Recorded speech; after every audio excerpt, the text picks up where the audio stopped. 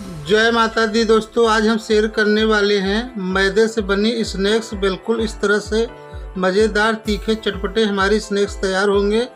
तो बिल्कुल आसानी से आप बना सकते हैं इस तरह से बिल्कुल कुरकुरे मज़ेदार यह रेसिपी, जिसे सोहाल भी बोलते हैं। तो बिल्कुल इस तरह से आसानी से घर पर तैयार करते हैं।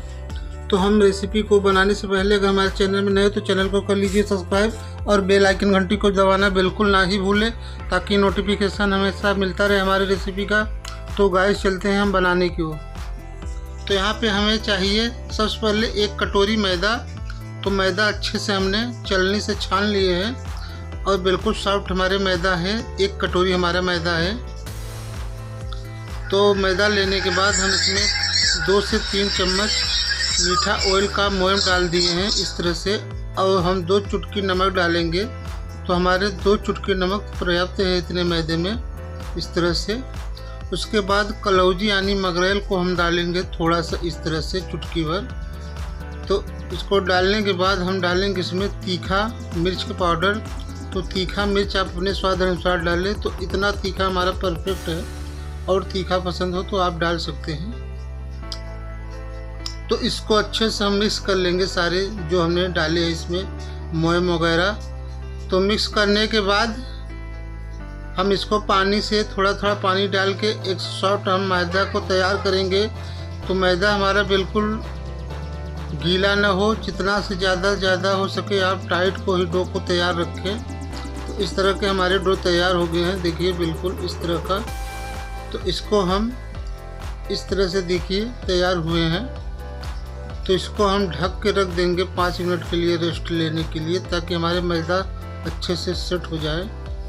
तो हम इसके ढक देंगे इस तरह से 5 मिनट के लिए। उसके बाद हम 5 मिनट हमारे हो गए हैं गाइस। तो इस तरह से हमारे सेट हो गए मैदा बिल्कुल। अब हम इसको लोइया काटेंगे। तो जिसको जितना हमको लोइया बड़ा जितना रखना है उस हिसाब से हम लोइयों को तैयार करेंगे। तो हम सारे लोइयों को काट लेते हैं। तो हमारा लोई इतना बड़ा है, तो आप अपने हिसाब से भी रख सकते हैं। जितना बड़ा लोई होगा उतना बड़ा आपका ये साइज होगा। तो हमारे मीडियम साइज के लोइयाँ हैं, तो मीडियम साइज के हमारे तैयार होंगे सोहाल।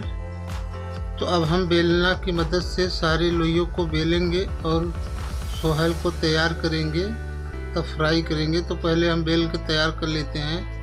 तो आप मैदे को भी लगा कर बेल सकते हैं इस तरह से, देखिए। तो आपको जितना हो सके उतना पतला आपको बेलना है। तो जितना पतला बेल सकते हो उतना पतला आप बेलें और फिर उसको फोल्ड करेंगे। तो इस तरह से देखिए हम बेल चुके हैं बिल्कुल पतले से। अब इसको हम फोल्ड करेंगे। तो देखिए कैसे फोल्ड करना है हमको। तो इस तरह से एक बार, फिर उसके बाद दोबारा हम इस तरह से फोल्ड करेंगे बिल्कुल तिकोर जैसा। इस तरह से हम दबा देंगे 2 साइड में, ताकि हमारे खुले न जो ये हमारा रेसिपी तैयार हो रहा है सोहाल का। तो इस तरह से हम सारे बना लेते हैं, तो फिर फ्राई करेंगे। तो इतने हमारे तैयार हो चुके हैं। तो एक पीस हमारा बचा हुआ है, उसको भी हम बना लेते हैं इसी तरह से। तो इसको भी हम बना लेते हैं, फिर फ्राई की ओर चलेंगे। तो इस तरह से हम बेल के इसको भी तैयार कर लेंगे जैसे हमने बनाए हैं सारे। तो अब हम बिन पैथन के ही बेलेंगे, इसमें मैदा नहीं लगाएंगे। ऐसे भी बेलाई हो जाते हैं बिल्कुल इस तरह से, देखिए। तो आपको जिस तरह से बने उस हिसाब से आप बनाइए। तो इसको भी हम फोल्ड कर देंगे इस तरह से। तो इस तरह से करने के बाद इस तरह से हम दोनों साइड, केवल दोनों साइड हमको इस तरह से दबाना है, ताकि लॉक हमारा खुले न पूरा। तो इस तरह से हमारे तैयार होंगे। अब चलते हैं हम फ्राई की ओर। तो फ्राई करने के लिए हमें चाहिए एक पैन और तेल। तो इस तरह से देखिए हमारे तैयार हो गए हैं बिल्कुल।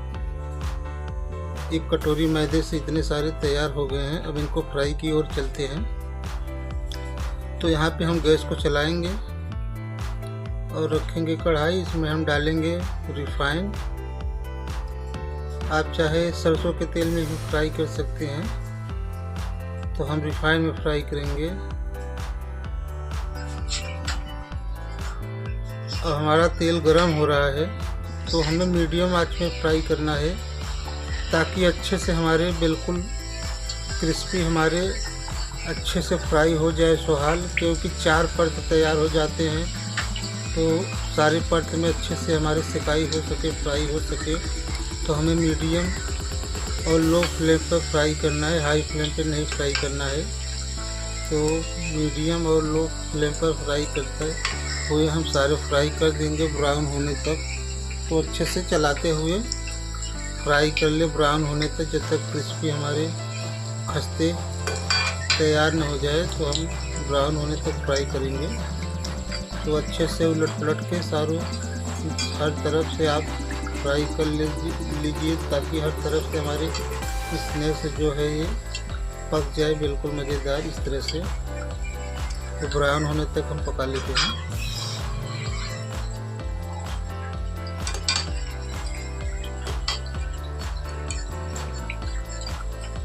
यह बिल्कुल मज़ेदार रेसिपी एक बार ज़रूर बनाइए और घर पे ज़रूर बनाएं और चाय से खाइए या चटनी किसी चीज़ से भी खा सकते हैं। बिल्कुल यह मज़ेदार रेसिपी आप बनाना बिल्कुल ना भूलें। तो इस तरह से हम निकाल लेते हैं। हमारे इस तरह से ब्राउन हो चुके हैं। ये स्नैक्स ठंडा होने पर जितना ठंडा होगा उतना ही अच्छा स्वादिष्ट कुरकुरे बन इसमें तैयार होंगे। तो इस तरह से बचे हुए हम सारे फ्राई कर लेते हैं स्नैक्स को इस तरह से। तो हमें लो और मीडियम आंच पे ही फ्राई करना है, हाई फ्लेम पे बिल्कुल नहीं फ्राई करना है। तो बचे हुए स्नैक्स को भी हम इसी तरह से फ्राई कर लेते हैं सारे जो हमारे बचे हुए हैं। तो निकालना हमको कैसे है, निकालने की विधि आप देख लीजिए कैसे निकालना है। तो हमें को निकालने के लिए इस तरह से करके निकालना है ताकि जो हमारे तेल अंदर एक्स्ट्रा हो वो बाहर सारे निकल जाए। तो बिल्कुल इस तरह से निकालिए। तो गाइस इसी तरह हम सारे सोहल को निकाल लेते हैं जो हमारे इस तरह से पक गए हैं। देख लीजिए एकदम बढ़िया सा हमारा स्नैक्स तैयार है। और चाय से खाइए और बिन चाय से भी खा सकते हैं। बिल्कुल ये खस्ते बन के तैयार हो चुके हैं देखिए। तो हम सारे निकाल लेते हैं इस तरह से। देखिए एकदम मस्त से तैयार हो चुके हैं, ज़्यादा खर्च भी नहीं लगे हैं। बिल्कुल एकदम मज़ेदार ये रेसिपी घर पे तैयार हो चुकी है। तो हमारे ये सारे इतने तैयार हो चुके हैं बिल्कुल देखिए। तो इतने सारे स्नैक्स तैयार हो चुके हैं। तो आप बनाइए और खाइए और दोस्तों रिश्तेदारों में शेयर करें। तो ज़्यादा से ज़्यादा इस वीडियो को अच्छा लगे तो हमारे वीडियो को शेयर करना, और हमारे वीडियो अच्छा लगे तो हमारे वीडियो को एक प्यारा सा कमेंट कर देना। तो इस तरह का कुछ न कुछ हम हमेशा रेसिपी लेके आते रहेंगे। तो देखिए इस तरह का हमारे बिल्कुल कुरकुरेपन है। तो जैसे जैसे ठंडा होंगे बिल्कुल और भी कुरकुरेपन इसका बिल्कुल मज़ेदार ये हो जाएंगे कुरकुरेपन। तो मोए वाला चीज़ बिना ठंडा होने पर अच्छे नहीं कुरकुरेपन होते। हमारा गर्म ही है तो और भी ठंडा हो जाएंगे और भी स्नैक्स खस्तेपन हो जाएंगे। तो गाइस फिर मिलते हैं किसी अगले रेसिपी में। तब तक के लिए गाइस अगर चैनल में नए हो चैनल को सब्सक्राइब कर ले। तो गाइस मिलते हैं अगले किसी नए रेसिपी में। Thanks for watching. जय हिंद, जय भारत, वंदे मातरम।